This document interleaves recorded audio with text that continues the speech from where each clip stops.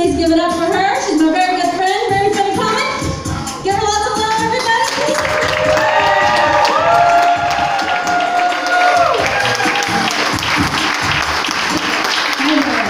Thank you so much. It's really great to be here. I actually love San Antonio a lot. I myself was born and raised in Louisiana. Great. My dad is a redneck, and my mom is white trash, which makes me a red trash white neck. Clearly destined to succeed or go to rehab. Y'all ever seen those bumper stickers on trucks that say, I'm not from Texas, but I got here as soon as I could? Yeah, well, that's not me. I don't think anyone leaves Louisiana unless a hurricane blows them out. I ended up here on accident, and I'm going to tell you about it because I'm 43 now, and I am no longer ashamed of my former ignorance. The year was 1993. The very first Jurassic Park had just come out. Grunge was big, but hip-hop was much, much bigger, and I was much, much younger. 18 to be exact, and I was celebrating a very important life milestone and shattering family expectations at the same time. I graduated high school without being pregnant, and I never, ever had to repeat a grade. Yes,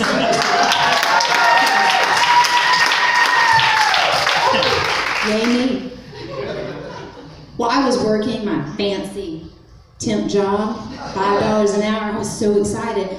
And one day, my coworker, out of the blue, freaks me out because he started speaking Spanish. Guys, that was not something I heard every day, or any day. So I walk on over and ask him, "You got a green card?" My face must have turned 50 shades of red when he said, "Yes, I do." I honestly did not think that that was going to be the answer, or I wouldn't ask the question. Guys, I'm not rude. Racial profiler? Clearly, but they're not rude.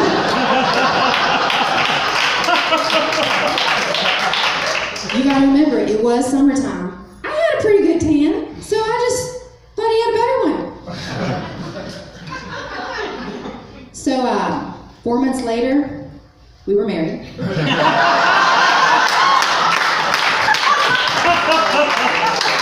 Who would have thought that ethnocentricity could be so sexy?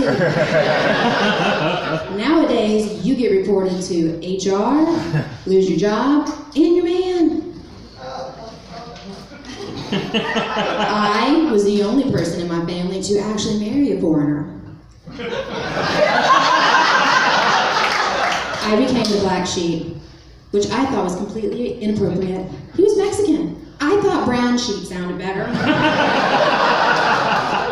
Now, he is not one of those bad hombres that you hear Trump talking about. No. Not really a good hombre either. We'd probably still be married, but he's not bad. His family, they came to this country legally. They did not swim. They drove. He is not a wetback. He is a hatchback.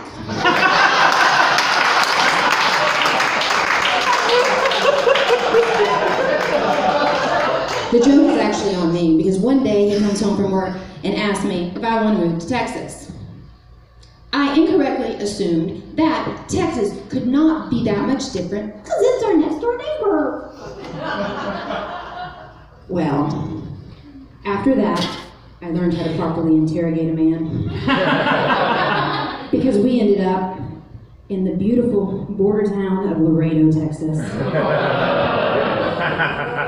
Which is nothing like Dallas. Listen to me. When you leave the United States and you go to another country, there are all sorts of shots that you get and medicine that you can take to prevent things like malaria and dengue fever so that you can actually enjoy your time abroad.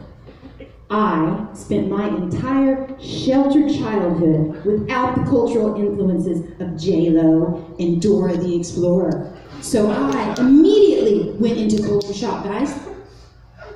There was no shot, except tequila, and by then I was pregnant. I had to suffer through it, and suffer, it was bad. I was suffering because I was transforming from a cracker to a grandma.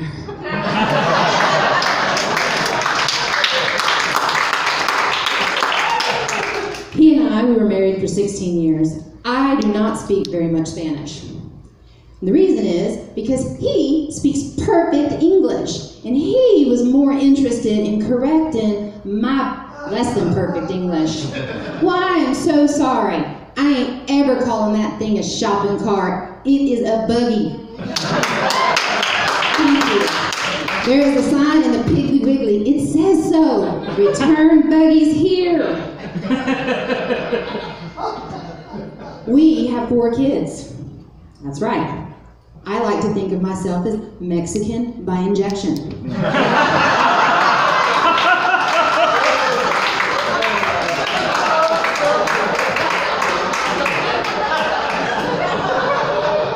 My second husband, he hates it when I say that. And I don't know why, because it is not still in there.